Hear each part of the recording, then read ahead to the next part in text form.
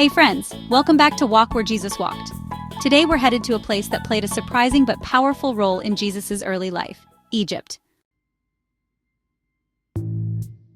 When most people think of Jesus, they picture the hills of Galilee, the streets of Jerusalem, or maybe the sea where he calmed the storm. But very few realize that Egypt was actually one of the first places Jesus lived after he was born. Yep, Egypt. Let's start with the story. After Jesus was born in Bethlehem, wise men from the east came to visit him. But King Herod, feeling threatened by the idea of a new king of the Jews, planned to kill him. That's when God stepped in with a warning. Matthew 2:13 says, "When they had gone, an angel of the Lord appeared to Joseph in a dream.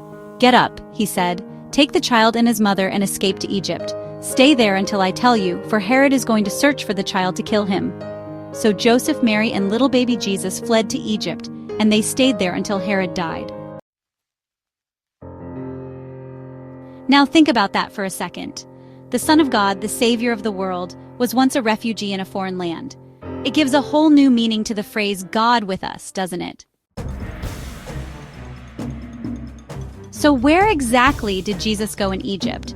The Bible doesn't give us the exact route, but Egyptian tradition and early Christian writings suggest they traveled along what is now called the Holy Family Trail. It stretches from the Sinai Peninsula all the way to the ancient city of Cairo, and includes stops like Mataria, Old Cairo, Samalut, and Asiut. Let's talk about a few of those spots. One of the most well-known is Coptic Cairo, a historic part of Old Cairo. Here you'll find the Church of Abu Serga, also known as the Church of Saints Sergius and Bacchus. It's built over a cave that many believe sheltered the Holy Family during their time in Egypt. When you step inside, it feels like time just stops. You can almost imagine Mary holding Jesus in that dark, quiet space while Joseph kept watch. And just around the corner, you'll find the Hanging Church, one of the oldest churches in Egypt, dating back to the 3rd century. The entire area is rich with Christian history, art, and relics. But Egypt today is so much more than ruins and relics. Modern Egypt is vibrant, full of life, color, and hospitality. If you're visiting Cairo, definitely check out the Khan el-Khalili Bazaar. It's a massive open-air market with spices, fabrics, jewelry, and handcrafted souvenirs. The smell of fresh cardamom and roasted coffee just pulls you in. And of course, you can't go to Egypt without seeing the Great Pyramids of Giza. Just a short drive from Cairo, these towering structures are one of the 7 wonders of the ancient world, and they still boggle the mind. Nearby, the Sphinx keeps quiet watch over the desert, mysterious as ever. Even though the Holy Family probably didn't pass through Giza itself, standing there reminds you just how ancient and layered Egypt's history really is. Farther south, you'll find Luxor, often called the world's greatest open-air museum.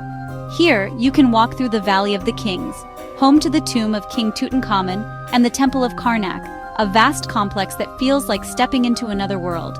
While these places aren't connected directly to Jesus, they help you understand the spiritual and cultural backdrop of Egypt in his time. Another unforgettable spot is Aswan, with its peaceful Nile views, Nubian villages, and the stunning Temple of Philae, dedicated to the goddess Isis. Even the train ride down from Cairo is a memory in itself, especially at sunrise. Food-wise, oh man, you're in for a treat.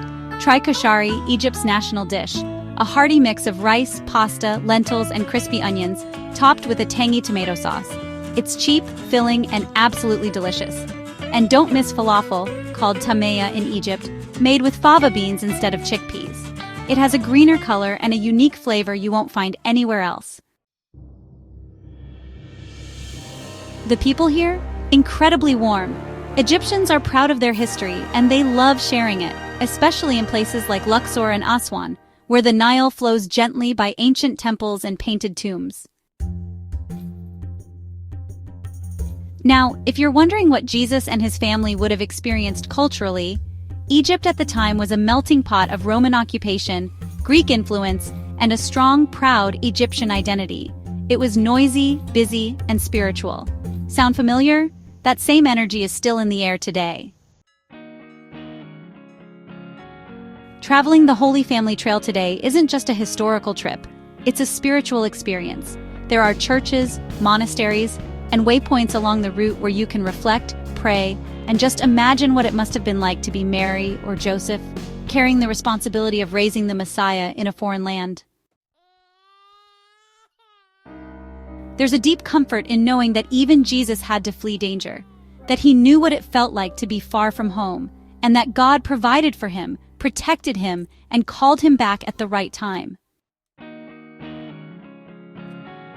Matthew chapter 2 verse 15 tells us, "This was a fulfillment of prophecy showing us that even his time in Egypt was part of God's plan all along." So, if you ever get the chance to visit Egypt, do it. Walk the trail, see the pyramids, sail the Nile, taste the food, talk to the people, step into the story. Because Egypt isn't just pyramids and pharaohs, it's a land where the Savior once lived, breathed, and was sheltered by the hand of God. Thanks for coming on this journey with me. Until next time, keep walking where Jesus walked, and let every step grow your faith. Be sure to check out the next video in this series. This is Magical Somewheres signing off.